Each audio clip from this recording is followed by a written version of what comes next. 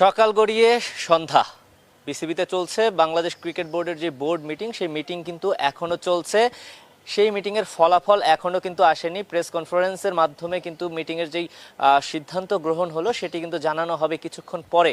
এখন পর্যন্ত আনুষ্ঠানিকভাবে কিছুই জানানো হয়নি, মিটিং এখনো চলমান অবস্থায় রয়েছে। আজকের এই যেই বোর্ড মিটিং সেটিতে যেই আলোচিত টপিকগুলো রয়েছে, সেখানে বাংলাদেশ ক্রিকেট বোর্ড যেই সিদ্ধান্তগুলো নিতে যাচ্ছে তার মধ্যে সবচেয়ে আলোচিত যে বিষয়টি ওয়ানডে অধিনায়ক পরিবর্তন। মেহেদী হাসান মিরাজের যেই ওয়ানডে অধিনায়ক সেটি হয়তোবা আজকে কেড়ে নেওয়া হতে পারে, এক কথায় বলাই যায়। কারণ সর্বশেষ যেই পারফরমেন্স মেহেদী হাসান মিরাজের এবং শেষ সিরিজগুলোতে মেহেদী হাসান মিরাজের যে পারফরমেন্স, সেই জায়গা থেকে বিসিবি চিন্তা করছে নতুন কোনো ওয়ানডেতে অধিনায়ক হিসেবে কাউকে দায়িত্ব দেওয়া যায় কিনা। যেই আলোচনায় সবচেয়ে বেশি যার নাম শোনা যাচ্ছে তিনি লিটন কুমার দাস। নাজমুল হোসেন শান্তর নামও ছিল, কিন্তু সেটি হয়তোবা ধোপে টিকবে না এক কথায়। কারণ লিটন কুমার দাসের সর্বশেষ টি-20-র যে পারফরমেন্স, অর্থাৎ অ্যাজ এ অধিনায়ক হিসাবে লিটন কুমার দাস যেই ধরনের দলকে যেই ধরনের পারফরমেন্স দিচ্ছে, তাতে বলাই যায় বাংলাদেশ ক্রিকেট বোর্ড হয়তোবা এবার সাদা বলের যে অধিনায়ক 3 ফরম্যাটের যে অধিনায়ক তত্ত্ব, সেখান থেকে বেরিয়ে এসে সাদা বল এবং লাল বলে আলাদা করে 2 ফরম্যাটের জন্য 2টি অধিনায়ক নির্বাচন করবে। ইতিমধ্যে নাজমুল হোসেন শান্ত, যিনি টেস্টের অধিনায়ক হিসেবে দায়িত্ব পালন করছে, মেহেদী হাসান মিরাজ সেখানে সহ অধিনায়কের দায়িত্ব পালন করছে। এবার ওয়ানডে অধিনায়কের দায়িত্ব হয়তোবা লিটন কুমার দাসকে সামলাতে হবে। সেখানে আমরা টি-20-তে লিটন কুমার দাসের কাছ থেকে যেই ধরনের ক্যাপ্টেন্সি দেখেছি, এবার হয়তো বাংলাদেশ ক্রিকেট বোর্ড সেই ধরনেরই ক্যাপ্টেন্সি চাইবে লিটন কুমার দাসের কাছ থেকে। অন্যদিকে আরেকটি যে বিষয় রয়েছে, বাংলাদেশ প্রিমিয়ার লিগ বিপিএল এর ইতোপূর্বে যে আসরগুলো হয়েছে, একেবারে শুরুর দিকের আসরগুলো যখন হয়েছিল, তখন যেই জাঁকজমক বিপিএলটা বাংলাদেশের সমর্থকরা উপভোগ করেছে, সেই জায়গা থেকে সর্বশেষ যেই কয়েকটি আসর বিশেষ করে আলোচনায় এসেছে, সেখানে মূল কারণটাই ছিল মূলত ফিক্সিং এবং দুর্নীতির বেশ কিছু অভিযোগ কিন্তু এই বাংলাদেশ প্রিমিয়ার লিগ বিপিএলকে ঘিরে হয়েছে। এবং যেই ধরনের মানসম্মত ক্রিকেট, অর্থাৎ ফ্র্যাঞ্চাইজ ক্রিকেটের যুগে অন্যান্য ফ্র্যাঞ্চাইজ টুর্নামেন্টগুলোতে যেই ধরনের আয়োজন বা যেই ধরনের আনুষ্ঠানিকতা দেখা যায়, সেই ধরনের উন্মাদনা কিংবা আনুষ্ঠানিকতা বিসিবি কিন্তু দেখাতে পারেনি এবং হয়তোবা অনেক আশা দিয়ে আসর শুরু করলেও শেষটা কিন্তু তেমনভাবে করতে পারেনি। সেই জায়গা থেকে বেরিয়ে এসে এবার কিন্তু বিসিবি চিন্তা করছে এবারের বিপিএল ভিন্নভাবে আয়োজন করার কথা। যদিও এবারের বিপিএল বলতে তারা হয়তোবা এবছরের যে ডিসেম্বর মাসে যে বিপিএলটা হওয়ার কথা, কারণ 2025 সালের বিপিএল কিন্তু 2026 সালের প্রথমার্ধে এসে শেষ হয়েছিল, সেই জায়গা থেকে 2026 সালের এই বিপিএলটাকে কোনোভাবে স্কিপ করে অন্য যেই উপায় রয়েছে, অর্থাৎ 2027-এ এই বিপিএলকে নতুনভাবে ঢেলে সাজানো যায় কিনা, সেই চিন্তা কিন্তু বাংলাদেশ ক্রিকেট বোর্ড করছে। তামিম ইকবালের নেতৃত্বাধীন বাংলাদেশ ক্রিকেট বোর্ড আজকে কিন্তু বোর্ড সভায় বসেছে। সেখানে মূলত 18টা এজেন্ডা নিয়ে কিন্তু আজকে বাংলাদেশ ক্রিকেট বোর্ড এই বোর্ড সভা করছে। সেখানে বেশ কিছু ইস্যুর মধ্যে অন্যতম গুরুত্বপূর্ণ বাংলাদেশ প্রিমিয়ার লিগ এবং বাংলাদেশের যে ওয়ানডে অধিনায়ক বদল, সেটি কিন্তু মূলত আলোচনায় উঠে এসেছে। অন্যদিকে আরেকটি বিষয় রয়েছে, বাংলাদেশ ক্রিকেট দলের যে মেডিকেল বোর্ড রয়েছে, সেই মেডিকেল বোর্ড নিয়ে কিন্তু ইতোমধ্যে আলোচনা সমালোচনার ঝড় বইছে এবং বিসিবিও কিন্তু বিষয়টিকে সিরিয়াসলি নিয়েছে। কারণ সর্বশেষ এই অস্ট্রেলিয়া সিরিজের যখন দল ঘোষণা হয়, তখন কিন্তু 5 জন গুরুত্বপূর্ণ ক্রিকেটারকে বাইরে রেখেই কিন্তু দল ঘোষণা করতে হয়। লিটন কুমার দাস টেস্টের অন্যতম ভরসার নাম, সেই লিটন কুমার দাসও কিন্তু আজ গত পরশুদিন যেই স্কোয়াড ঘোষণা হয়েছে, সেখানে কিন্তু লিটন কুমার দাসকে আসলে স্কোয়াডে রাখার সুযোগ ছিল না প্রথম যেই টেস্ট সেটির জন্য। অন্যদিকে নাহিদ রানা ইতোমধ্যে চিকিৎসার জন্য দেশের বাইরে গিয়েছে। এই যে মূলত বিষয়গুলো, যে লিটন কুমার দাস অস্ট্রেলিয়া সিরিজের পর ইনজুরিতে পড়ে, এরপরে কিন্তু তাকে দলের সঙ্গে জিম্বাবুয়েতেও নেওয়া হয়, কিন্তু ম্যাচ খেলার সুযোগ পায়নি, কারণ ইনজুরির কারণে তিনি আসলে ফিট ছিলেন না। লিটনের যে সমস্যা, সেই সমস্যাটা বাংলাদেশে যেই মেডিকেল টিম রয়েছে বাংলাদেশ ক্রিকেট বোর্ড এবং বাংলাদেশের যেই চিকিৎসা ব্যবস্থা হয়তোবা ধরতে পারেনি, যে কারণে এখন পর্যন্ত কিন্তু লিটন সুস্থ হতে পারেনি। এই বিষয়টা নিয়ে কথা হচ্ছে মূলত, যে কেন মেডিকেল বোর্ড এই ইনজুরি প্রবণতা বা ইনজুরি কাটিয়ে ওঠার যে প্রক্রিয়া, সেটিতে সফল হতে পারছে না। একসাথে 5 জন ক্রিকেটার যখন ইনজুরিতে থাকে, তখন অস্ট্রেলিয়ার বিপক্ষে এই সিরিজ বাংলাদেশ অনেকটা খেলতে নেওয়ার আগেই পিছিয়ে পড়েছে। সেই জায়গা থেকে মেডিকেল বোর্ডের হয়তো আজকে কোনো সিদ্ধান্ত নিতে পারে বাংলাদেশ ক্রিকেট বোর্ড। এই যে বিষয়গুলো রয়েছে, এছাড়াও বেশ কয়েকটি গুরুত্বপূর্ণ ইস্যু, পূর্বাঞ্চলের ন্যাশনাল ক্রিকেট স্টেডিয়ামের যে বিষয় সেটি এবং নারী ক্রিকেট নিয়ে গুরুত্বপূর্ণ আলোচনা চলছে এই বৈঠকে।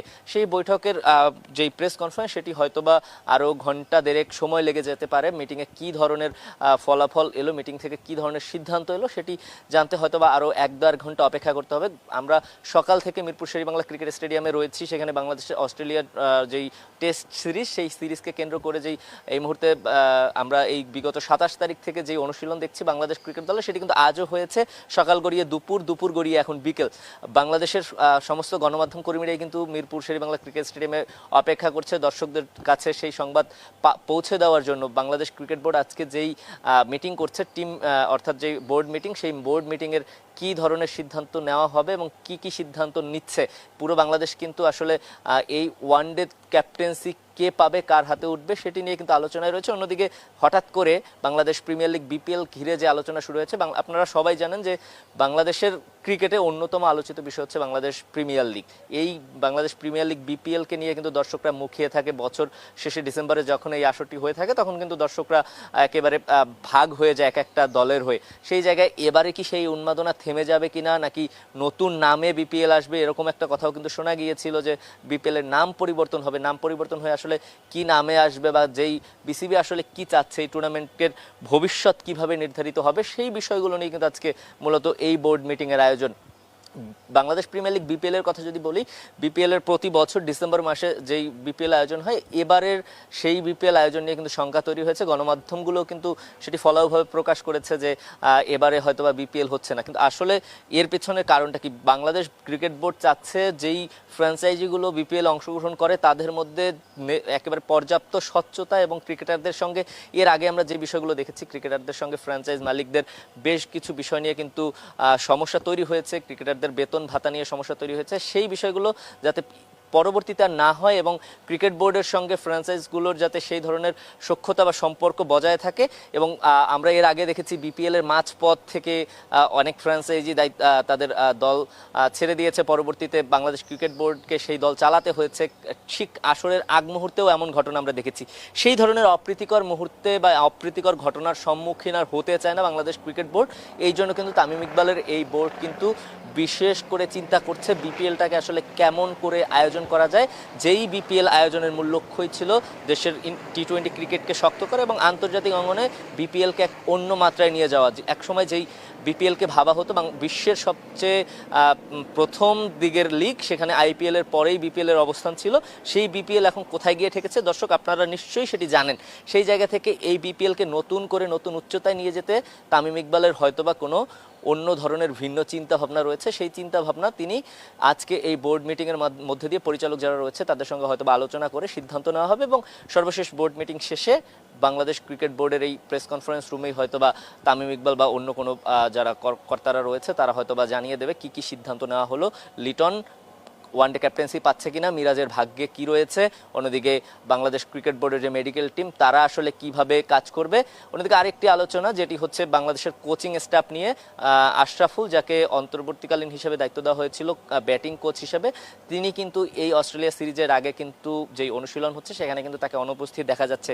ফলে এখান থেকে ভেবেই নেওয়া যায় যে অস্ট্রেলিয়ার সিরিজের আগেই কিন্তু ব্যাটিং কোচের পরিবর্তন আসতে পারে। অন্যদিকে শন টেট বোলিং কোচ হিসেবে দায়িত্ব পালন করেছিলেন, এরপরে কিন্তু তিনিও আসলে বাংলাদেশ ক্রিকেট ছেড়ে চলে যায় এবং পরবর্তীতে কিন্তু তালহা জোবায়েরকে সাময়িকভাবে দায়িত্ব দেওয়া হয়। সেই দায়িত্ব আসলে দীর্ঘস্থায়ী হবে কিনা সেটি নিয়েও আজকে বোর্ড মিটিং আলোচনা হবে। দর্শক, সব কিছু মিলিয়ে যেই মিটিং চলছে সেই মিটিং শেষ হওয়ার পরেই আসলে সমস্ত প্রশ্নের উত্তর পাওয়া যাবে।